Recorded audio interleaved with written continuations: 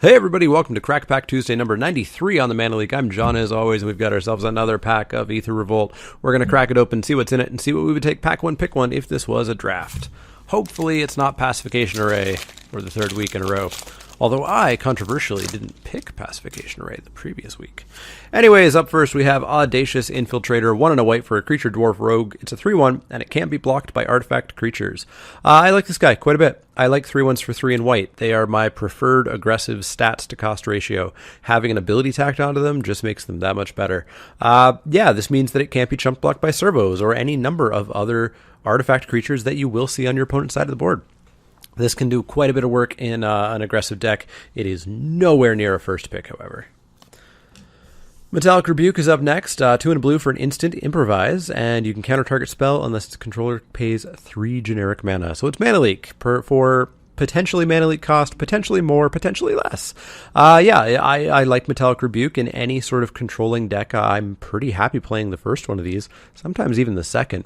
But it is a very late pick because nobody other than the person playing the control-y deck or the 2 people or so will want this card. So you can get it very, very, very late. Frontline Rebel is up next. 2 and a red for a creature human warrior. It's a 3-3 and it attacks each combat if able. This only really works in a hyper-aggressive deck that is going to be attacking every turn regardless. They have no intentions of blocking ever. Outside of that deck, there's no real deck that wants to play this. That is a very real downside. Be careful. Play this only when you are hyper aggro and nowhere near a first pick. Resourceful Return is up next. 1 to black for a sorcery. Return target creature card from your graveyard to your hand. If you control an artifact, draw a card. Fine enough. People like this effect more than I do, so I don't tend to play this. Other people tend to play this slightly more, but I think everybody would agree that it is nowhere near pack one, pick one. Lifecraft Cavalry is up next. 4 and a green for a creature elf warrior. It's a 4-4 with trample, but if you revolted that turn, it gets 2 counters, so it's a 6-6 trample. You really want this to be a 6-6. It's fine to play this as a 4-4 if you don't get to revolt, but revolting makes this feel really, really, really good. Probably not a first pick. We'll see how the rest of this pack goes, but you can pick this relatively highly, and you'll play it almost always in every green deck. There's not really a low curve green deck in the format. Renegade's Getaway is up next. 2 and a black for an instant. Target permanent gains indestructible until turn, and you create a 1/1 colorless servo artifact creature token. This is too expensive. This is way too expensive for a combat trick for what it does. Getting a servo doesn't really add that much value to it, and getting just indestructible without any sort of power boost or lifelink or death touch or anything like that really doesn't make this card worth it. I don't advise playing it. Ice Over is up next. Ice Over is 1 and a blue for an enchantment aura. Enchant artifact or creature. Enchanted permanent doesn't untap during its controller's untap step.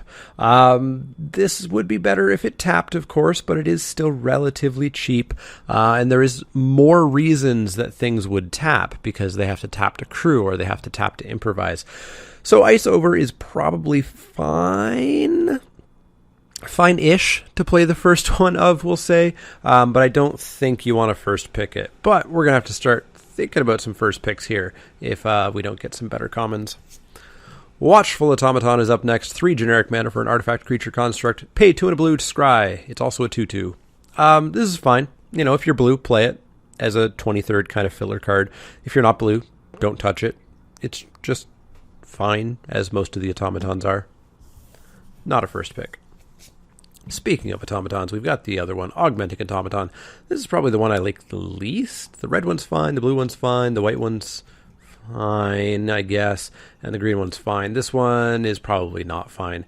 If you are hyper-aggressive, maybe, but if you're hyper-aggressive, you're going to want to be spending your mana to flood the board, not to pump this guy up +1/+1. Fairly out on Augmenting Automaton. I don't think I'd play it in most decks, and certainly not first pick it. So no foil in this pack because this is common number 10. Common number 10? Yeah, common number 10. Implement of Examination. 3 generic mana for an artifact. Pay a blue, sack it to draw a card, and then when it goes to the graveyard from the battlefield, you also draw a card. So you draw 2 cards. This is fine. This is just like most of the other implements. You'll play them if you have kind of a reason to be playing artifacts to enable things or to enable improvise or whatever the reason. And, paying 4 mana to draw 2 cards is also fine enough. It's kind of like improvisation, except it's not. Or improvisation? You know the card I mean. The instant speed divination. Yeah, fine card. Not a pack one, pick one. We're heading into the uncommon, so I'm actually going to push Lifecraft Cavalry back into frame for the time being. And I guess ice over. But let's hope the uncommons pull us out here a bit. Ravenous Intruder ain't going to do it. 1 and a red for a creature gremlin. It's a 1/2. Sack an artifact to give it +2/+2 until end of turn.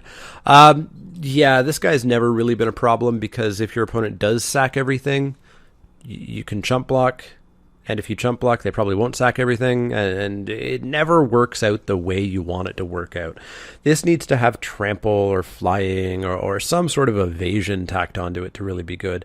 I haven't seen much use out of it, and I expect to see somebody at some point go off with it, or maybe have a bunch of artifacts and have no blockers on the board, in which case you were just going to win anyways, so it's not a big deal.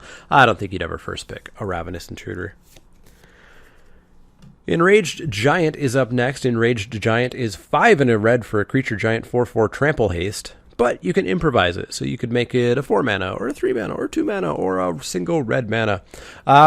Generally, I think this is going to come down on turn 5-ish, on average. If you're really going off with artifacts on turn 1 and 2 and 3 and 4, maybe you get it out on turn 4 or turn 5 still. But still, a 4/4 trample haste can be very surprising, even on turn 5. I think Enraged Giant is totally fine, and I think it's going to hang out in the first pick frame here for the time being. Our final uncommon is Reverse Engineer. 3 blue for a sorcery. Improvise, draw 3 cards. Yeah, also fine. Blue's unfortunately not doing great in this format so far, so I'm not super happy about first picking a blue draw spell, even if it is a really good one. I guess we can keep it in the frame, but I'm not sure what's going to happen with this pack, and I especially don't know, because for 2 weeks in a row, Spire of Industry is our rare. We talked about Spire of Industry last week. There's no real reason to play this in Aether Revolt, so it's not going to be our first pick. So this is an interesting pack. This is a super, super, super weak pack. Looking quickly through the commons, I see nothing I would even vaguely consider first picking over any of these 4 cards. Because blue's weak, I'm not super happy about taking the Reverse Engineer. You could and wheel the ice over. I think the most powerful card here is probably just the Lifecraft Cavalry. I've had a lot of success with green, and this has been in those decks, and having it come down as a 6/6 trample is really, really good. Yeah, I don't know about this pack. Let me know what you would have taken. Would you have taken one of the blue cards? Would you have taken the Giant, the Cavalry? Would you have taken something else? Let me know. That is a significantly weak pack. Yeah, let me know down below. I'm going to officially say Lifecraft Cavalry is my pick. So down in the comments, let me know what your pick would have been there. The Cavalry, the Engineer, what would it have been? As always, if you have any questions, comments, or suggestions, let me know. You can find me on Twitter at TheManaLeak. That's L-E-E-K, like the vegetable, not the card. You can also find me at Facebook.com/TheManaLeak, Twitch.tv/TheManaLeak, and Patreon.com/TheManaLeak, where you can actually earn one of these playmats if you want to check that out there. As always, click that like button if you like the content. It helps the discoverability of my channel. Click subscribe if you haven't already. And if you have any questions, comments, or suggestions, let me know. Otherwise, see you all next time.